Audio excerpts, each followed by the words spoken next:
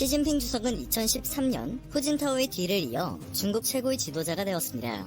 1인 독재와 종신 집권을 위해 반부패 정책을 추진했고 2018년엔 결국 국가주석 임기 철폐 개헌으로 사실상의 종신 집권을 선언했습니다. 이에 따라 마오쩌둥 이후 1인 독재와 개인 우상화를 부활시켰죠. 이후 중국의 사회적 자유화 수준은 급격히 하락하고 퇴보했습니다. 오죽하면 시진핑을 비판하는 인민이나 학자, 명사들은 은밀하게 혹은 실시간으로 체포되거나 납치되고 있습니다. 그러나 대대적인 개인 우상화 작업을 강하게 밀어붙였기 때문인지 이러한 독재에도 일부 젊은이들을 제외한 대부분의 중국인들은 시진핑 주석에 대한 반감을 보이지 않고 있는데요. 최근 시진핑 주석을 향한 중국인들의 심상치 않은 불만과 원망들이 퍼지고 있다고 합니다. 최근 중국인들 사이에서 암암리에 퍼지고 있는 불만은 시진핑 주석이 위기 사태에 제대로 대응하지 못한다. 시진핑 주석의 고집 때문에 중국이 세계의 적이 됐다라는 내용이라고 합니다. 이런 여론을 감지한 것인지 지난 18일 시진핑 주석은 6월 홍수가 시작된 이후 처음으로 수해 현장을 직접 방문해 민심 달래기를 시작했습니다. 시진핑 주석은 여러분을 만나기 위해 특별히 이곳을 찾았다고 말하며 최전선에서 홍수와 싸우고 있는 모든 동지들에게 진심으로 감사드린다는 발언을 전했습니다. 또한 최근 시진핑 주석은 음식 낭비를 막아야 한다며 먹방까지 규제하는 이례적인 지시를 내린 바 있는데요. 이러한 지시도 결국 민심을 달래기 위한 것이었다는 분석이 나오고 있습니다. 계속 이어지는 폭우로 식자재가 부족해지고 물가가 인상되면 국민들의 불만이 더 커질 수밖에 없기 때문에 이례적인 지시도 민심을 잠재우기 위한 선택이었다는 분석이죠. 시진핑 주석이 국내외적으로 위기 상황에 직면해 있다는 분석은 여러 외신을 통해서도 보도되고 있습니다. 앞서 전해드린 것처럼 3달째 이어지는 대홍수로 민심이 역대급으로 악화되고 있고 신종 바이러스 감염증에 대한 무책임한 모습과 너무 강경한 외교를 고집하며 각국에서도 반중 정서가 심화되고 있는 상황인데요. 실수와 악수가 반복되자 공산당 내부에서는 시진핑 주석을 향한 불만이 팽배해졌다고 합니다. 정치적인 보복이 두려워서 대놓고 말은 못하지만 당내 광범위한 반대 세력까지 생겨났습니다.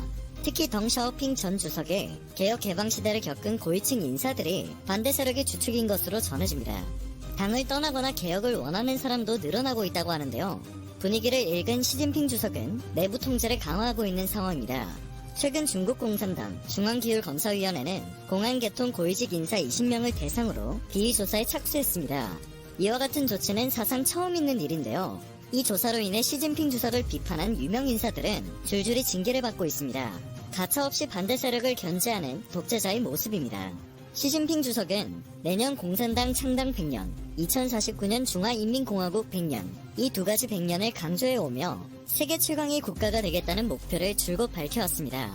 당장 내년 공산당 창당 100년을 앞두고 어떤 상당한 성과를 내야 하는데요. 성과의 지표로 삼을 수 있는 경제 상태는 정작 매우 좋지 않은 상황입니다. 때문에 당내에서도 시진핑 노선에 대한 이견 분위기가 나올 수밖에 없는 것으로 보입니다. 중국은 미국과의 무역전쟁을 사실상 3년을 끌어가고 있는데요. 이렇게 미국과 맞서며 국제무역체제를 중국이 대변한다고 말하고 있지만 사실상 중국 편을 드는 나라는 많지 않습니다. 모든 불이익을 중국이 덮어쓰는 것이 아니냐는 우려가 당내에서도 중국인들 사이에서도 나올 수밖에 없다고 생각합니다. 시진핑 주석은 공산당이 대내적으로 지배력을 유지할 수 있도록 대외적으로 강한 모습을 보이려 노력하고 있습니다. 때문에 타국의 이익과 가치, 민감한 부분과 끊임없이 대놓고 충돌하고 있죠. 홍콩 국가보안법, 신장 위구르족 탄압, 대만 문제 등을 두고 서구 국가들의 반발을 불러온 것도 마찬가지입니다. 심지어 남중국해 분쟁에도 개입하며 군비를 증강시켜 긴장을 고조시키고 있는데요. 전문가들은 시진핑 주석이 중국 체제를 재구성하는 방식은 어쩔 수 없는 일이지만 이는 분명히 장기적으로 중국에 큰 손해를 끼칠 것이라고 전망하고 있습니다. 시진핑 주석은 민심을 달래고 내부 단속을 강화하며 현재 자신이 직면한 위기를 모면해 나갈 것으로 보입니다. 중앙당교의 허이팅 부교장은 교직원들에게 시진핑 동지를 핵심으로 정치 신념을 확고히 하라는 지시를 내린 상황입니다. 부교장은 당의 이론과 다른 의견을 발표하거나 정치적 유언비어를 전파하며 당이나 국가의 이미지를 훼손하는 행위는 절대 허용하지 않겠다는 경고까지 전했습니다. 시진핑 주석은 인민해방군 예비군을 지방정부나 인민해방군 통제에 두던 규정을 바꿔 중앙정부와 중앙군사위원회 직속으로 배치한 바 있습니다.